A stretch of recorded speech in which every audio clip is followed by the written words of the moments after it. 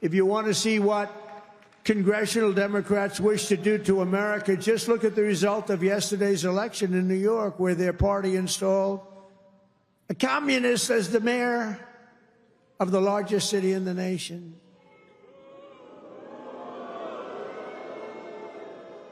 Remember, I've said we will never have a socialist elected to any post in our country. I used to say that, and I was right.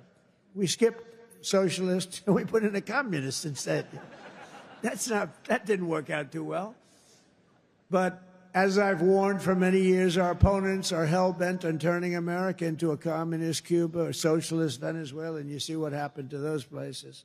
For generations, Miami has been a haven for those fleeing communist tyranny in South Africa.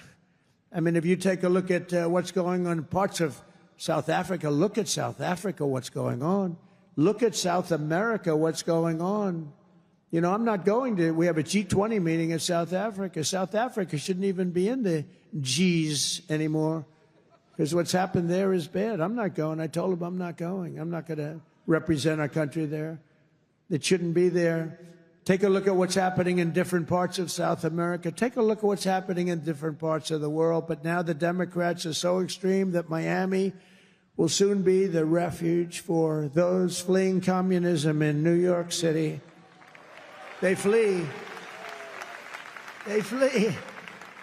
Where do you live? New York City, but I'm trying to leave because I don't want to live in a communist regime. I hope it works out for New York. I love New York. I love New York. When I left New York for the White House, it was good, except we had, you know, the telltale signs of trouble because we had a guy named de Blasio. Do you ever hear of him as mayor? He goes down as probably the worst mayor in history. Then he went to Harvard to teach government. Do you believe it? They took de Blasio, and they took that mayor from Chicago, the woman, the one that gets her hair done very expensively, right? Beautiful hair. She got beautiful, luxuriant hair. And they took her, and she's teaching at Harvard. They're teaching government. And then you hear about Harvard. We're trying to work a settlement with Harvard right now for about, like, a lot of money. I won't tell you what, but you'll be reading about it pretty soon. Because what they've done to Jewish people and what they've done to others is pretty bad, I'll tell you. It's pretty bad. Going to cost them a lot of money. After last night's results, the decision facing all Americans could not be more clear. We have a choice between communism and common sense. Does that make sense to you? Common sense. It's common sense or communism. And, you know, you take a look back 1,000 years, it hasn't worked. If it worked, we'd be using it, I guess, but it hasn't worked. Our opponents are offering an economic nightmare. We're delivering an economic miracle. We have delivered in 9 months. This is the biggest investment of funds in a country in history by many times. That's good.